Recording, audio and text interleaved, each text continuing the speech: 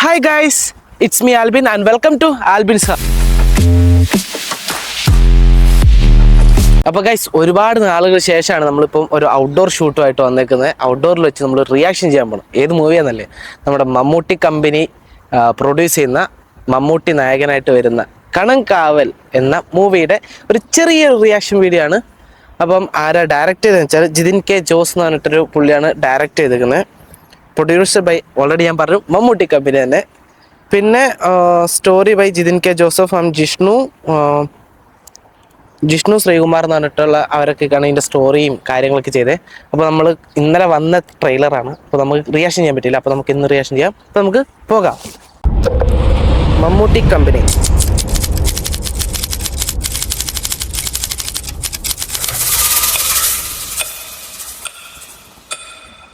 തിരുവനന്തപുരം ജില്ലയുടെ തമിഴ്നാട് അതിർത്തിയോട് ചേർന്ന് കിടക്കുന്ന കോട്ടായിക്കോണം എന്ന ഗ്രാമം. അവിടുത്തെ രണ്ട് യുവാക്കൾ തമ്മിലുണ്ടായ നിസ്സാരമായൊരു തർക്കം അവരുടെ സുഹൃത്തുക്കൾ ഏറ്റുപിടിച്ച് വലിയൊരു വഴക്കായി മാറി. പിന്നീട് അത് നാട്ടിലെ രണ്ട് പ്രബല സമുദായങ്ങൾ തമ്മിലുള്ള ഒരു ലഹളയായി മാറുന്നു. ആ വർഗീയ കലാപത്തിന്റെ തായ്വേരുകൾ തേടിച്ചെന്ന കേരള പോലീസ് പ്രത്യേക അന്വേഷണ സംഘത്തിനു മുന്നിൽ അവിചാരിതമായി തുറന്നു കിട്ടിയ ഞെട്ടിക്കുന്ന തെളിവുകളുടെ കഥ. തിരഞ്ഞ് ഒടുവിൽ തങ്ങൾ എത്തി നിൽക്കുന്നത് ഒരു മഞ്ഞുമലയുടെ അറ്റത്താണ് എന്ന് തിരിച്ചറിഞ്ഞപ്പോൾ അവർ നടത്തിയ അത്യസാധാരണമായൊരു കുറ്റാന്വേഷണത്തിന്റെ കഥ. അത് വല്ലാത്തൊരു കഥയാണ്. ഇതിനൊരു അവസാനമല്ലല്ലോ സാറേ. നമ്മളായിട്ട് തന്നെ പൊക്കിയാൽ ഇത് അവസാനിക്കാൻ.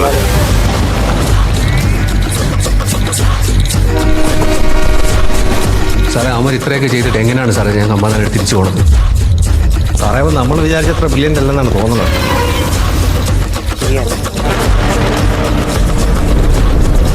ഇതിങ്ങനെ പോയാൽ ശരിയാവില്ല ജയകൃഷ്ണൻ.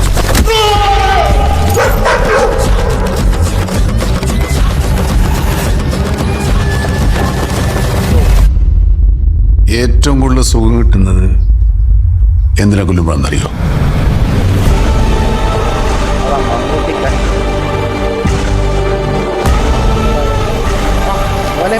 സ്ഥിരം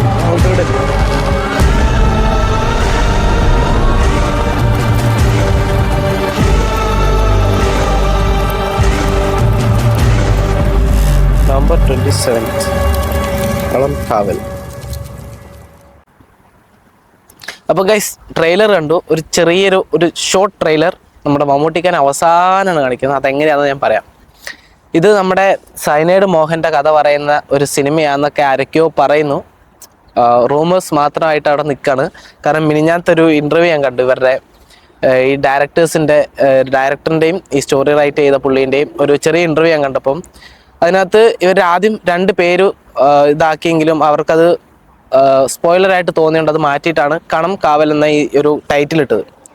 ഇത് ശരിക്കും പറഞ്ഞാൽ ആ പുള്ളി പറയുന്നത് വെച്ചാൽ ഭദ്രകാളിക്ക് വേണ്ടി ആ സമയത്ത് ഒരു ഫെസ്റ്റിവൽ നടക്കുന്ന സമയത്ത് ഭദ്രകാളി ഈ തിന്മ ശക്തികളെ നിഗ്രഹിക്കാൻ പോകുന്ന ഒരു ഫെസ്റ്റിവൽ, അങ്ങനത്തെ എന്തൊരു സംഭവം പറഞ്ഞിട്ടാണ് ഈ പേര് കണം കാവൽ, അതായത് കാവൽ നിൽക്കുക എന്നുള്ള തിന്മയ്ക്കെതിരെ തിന്മയെ എതിർത്ത് നന്മയ്ക്ക് വേണ്ടി കാവൽ നിൽക്കുന്ന ഒരു ഇതൊക്കെ ആയിട്ടുള്ളൊരു ഇതായിട്ടും പിന്നെ ഈ കഥ നടക്കുന്ന സ്ഥലവും ഇതും എല്ലാം ബന്ധപ്പെടുത്തിയിട്ടാണ് കണം കാവൽ എന്ന പേര് ഡയറക്ടേഴ്സ് ശരിക്കും ഈ സിനിമയ്ക്ക് ഇട്ടത്. അപ്പം അവർക്ക് ഈ സിനിമയ്ക്ക് അതും ഇതും എല്ലാം ഓക്കെ ആയി തോന്നിയതുകൊണ്ടാണ് ഈ പേരിട്ടത്. ആൻഡ് വിനായകനുണ്ട്. വിനായകന് വേണ്ടിയിട്ട് എനിക്കൊന്ന് പൃഥ്വിരാജിനെ ആയിരുന്നു ആദ്യം ഇവർ ചിന്തിച്ചത്. പക്ഷേ പൃഥ്വിരാജിന് എമ്പുരാൻ്റെ ഷൂട്ടും കാര്യങ്ങളൊക്കെ ഉള്ളത് കൊണ്ടൊക്കെ പുള്ളിയെ മാറ്റി വിനായകനായതാണ്. പിന്നെ മമ്മൂട്ടിക്ക അറിയാലോ, ഒന്നും പറയാനില്ല. പുള്ളിൻ്റെ ഓരോ സിനിമയും പുള്ളി വേറെ വേറെ രീതിയിൽ കാണിക്കാൻ ശ്രമിക്കാറുണ്ട്. ഇപ്പോൾ ഈ ട്രെയിലറാണെങ്കിൽ പുള്ളിനെ കാണിക്കുന്ന ഒരു ലാസ്റ്റ് ഒരു ചെറിയ ഒരു സീനിൽ മാത്രമാണ്. അതായത് എന്തിനെ കൊല്ലുമ്പോഴാണ് ഒരുപാട് ഫീല് കിട്ടുന്നത് എന്ന് പറഞ്ഞിട്ടാണ് പുള്ളിനെ കാണിക്കുന്ന ഒരു സീന്. ആ സീനകത്ത് പുള്ളി സിഗരറ്റ് വലിച്ചിട്ട് പുകവിടുന്നൊരു സീനുണ്ട് ഗൈസ്. അത് ഞാൻ മുമ്പ് ഏതൊരു ഇൻ്റർവ്യൂയിലോ ഏതിനകത്തോ ഞാൻ കണ്ടിട്ടുണ്ട്. പുള്ളി പുകവലി നിർത്തിയതാണ്, സിനിമയിൽ മാത്രമാണ് പുള്ളി ജസ്റ്റ് കാണിക്കുന്നത്. അപ്പം പുള്ളീൻ്റെ ഒരു ഇൻ്റർവ്യൂ ഞാൻ ഈ അടുത്തപ്പോഴും ഞാൻ ഇങ്ങനെ ഇൻസ്റ്റാഗ്രാം ഇങ്ങനെ തോണ്ടി പോകുന്ന സമയത്ത് കണ്ട ഒരു സീനുണ്ട്. അതിനകത്ത് പുള്ളി പറഞ്ഞത് ഞാൻ ഏറ്റവും കൂടുതൽ ആസ്വദിച്ചിരുന്ന സാധനമായിരുന്നു പുകവലി എന്ന് പറയുന്നത്. പക്ഷെ അത് നമുക്ക് ആവശ്യമില്ലാത്തതുകൊണ്ട് ഞാൻ അത് ഉപേക്ഷിച്ചു എന്നുണ്ട്. പക്ഷേ പുള്ളി ആ റൗണ്ട് വിടുന്നത് എനിക്കൊന്ന് ഏതോ ഒരു ഇൻ്റർവ്യൂ ഞാൻ കണ്ടിട്ടുണ്ട്, പക്ഷേ ഏതാണെന്ന് അറിയില്ല. അതിപ്പോൾ ഞാൻ ഇവനോട് പറയുകയും ചെയ്തു, ക്യാമറാമാനോട് പറയുകയും ചെയ്തു ഞാനിങ്ങനെ കണ്ടത്.